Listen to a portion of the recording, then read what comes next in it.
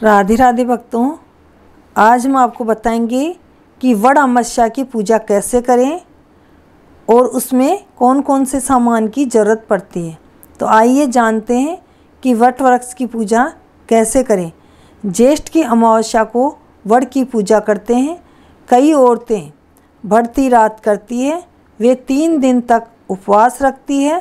बीच वाले दिन सागार करती है, फिर गाजे बाजे से वट के पेड़ की पूजा करती है। वहाँ पीर वाले कपड़े गहने लेकर आते हैं और वट के पेड़ के नीचे अपनी बेटी या बहन को पहनाते हैं।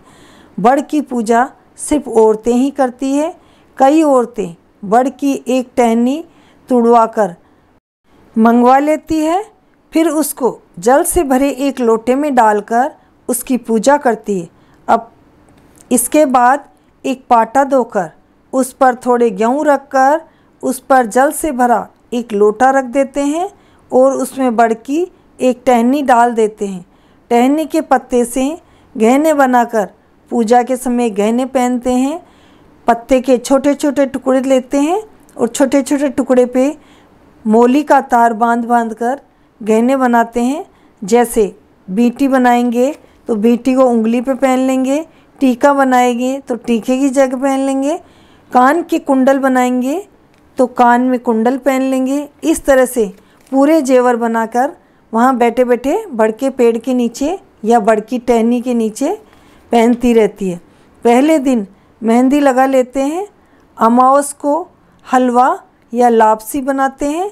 एक प्लेट में थोड़ा हलवा, रोली, मेहंदी, चावल, लच्छा, पैसे, एक छोटा लोटा पूजा के लिए, जल व थोड़े से गेहूँ रख लेवें।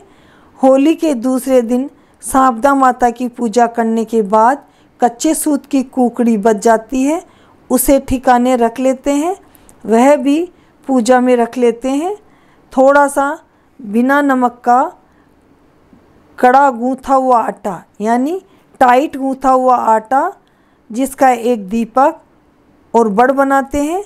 पूजा के समय दीपक जला लेवें और आटे का बड़ चढ़ा देवे।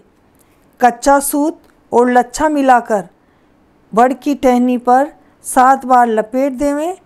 गोटे का ओढ़ना ओढ़कर पूजा करके पत्ते के गहने बनावें। पत्ते के टुकड़े को पान के बीड़े की तरह लपेटकर कच्चा सूत और लच्छा मिलाकर उसके टुकड़े का बीड़ा बांध लेवें।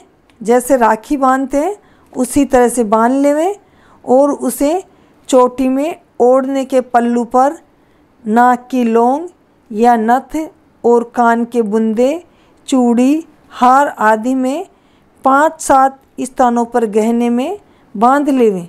फिर उन्हें खोले नहीं, अपने आप ही खुलकर गिर जाते हैं।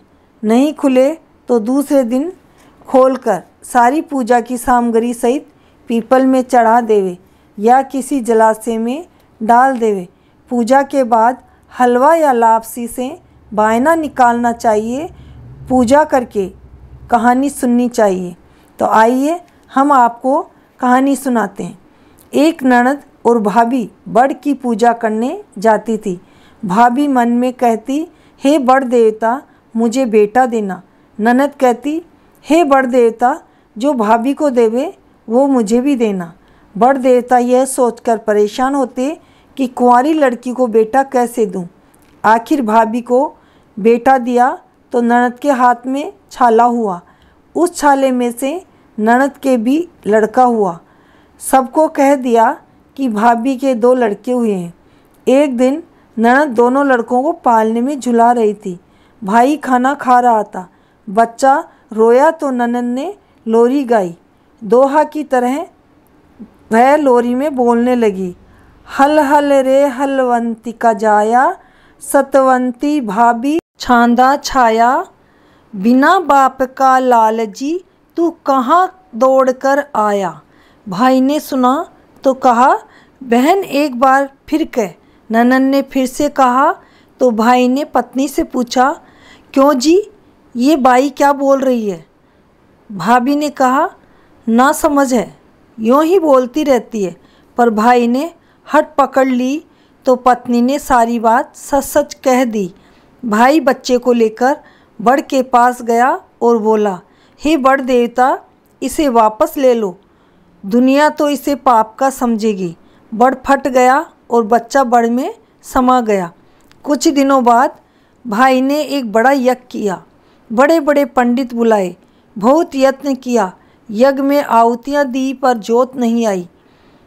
भाई ने पूछताछ करी तो पंडितों ने कहा, तुम्हारा कोई भांजा है, वह आकर आहुति डाले तो ही जोत आएगी, तभी यज्ञ पूर्ण होगा। भाई ने कहा, मेरे कोई भांजा नहीं है, मेरी बहन तो कंवारी है। पंडितों ने कहा, बड़ देवता का दिया हुआ एक भांजा तुम्हारे हैं, उसे ही लेकर आओ।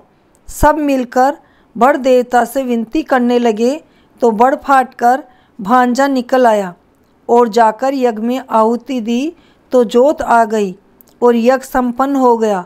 घर धन धान्य से भर गया।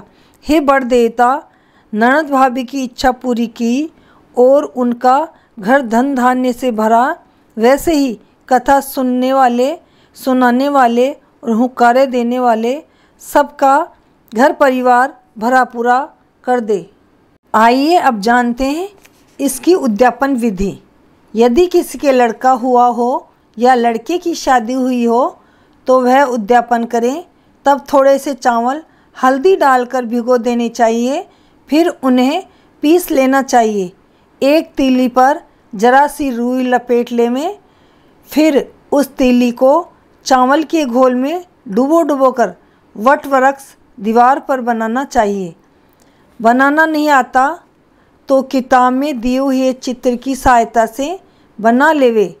जिसका उद्यापन हो वह खुद न बनाकर दौरानी, जेठानी या ब्राह्मणी या आसपास की किसी भी सुहागन औरत से बनवाए तो श्रेष्ठ रहता है। बनाने वाली को 5 रुपये या गुड़ या नारियल देना चाहिए, या रुपये कम ज़्यादा जैसा आप चाहो दे देवें। एक थाली में 13 स्थान पर हलवा रखें, उस पर एक एक ब्लाउज़ और ब्लाउज़ पीस में रुपये रखें। अपनी श्रद्धा अनुसार रुपये रखें। ब्लाउज़ पीस गंदा न हो इसके लिए पॉलीथीन में रख लेवें। फिर रोली का छींटा देकर हाथ फेर कर ढोक दे लेवे। ब्लाउज और पैसे सास या ननद को पैड लगकर दे देवें और बाकी हलवा आसपास में या रिश्तेदारों में बांट देवें। इसी समय ये 5 गीत भी गाने चाहिए। औरतों को पहले ही बुलावा देकर बुला लेना चाहिए। एक गीत बड़का और 4 बधावे गावें। कई लोग ननद भाभी की कथा के स्थान पर सत्यवान और सावित्री की कथा भी कहते हैं, जो हम आपको दूसरे वीडियो में सुनाएंगे। आप देख सकते हैं कि दूसरे वीडियो में सत्यवान और सावित्री की कथा भी आपको मिल जाएगी। राधे राधे, जय श्री कृष्णा।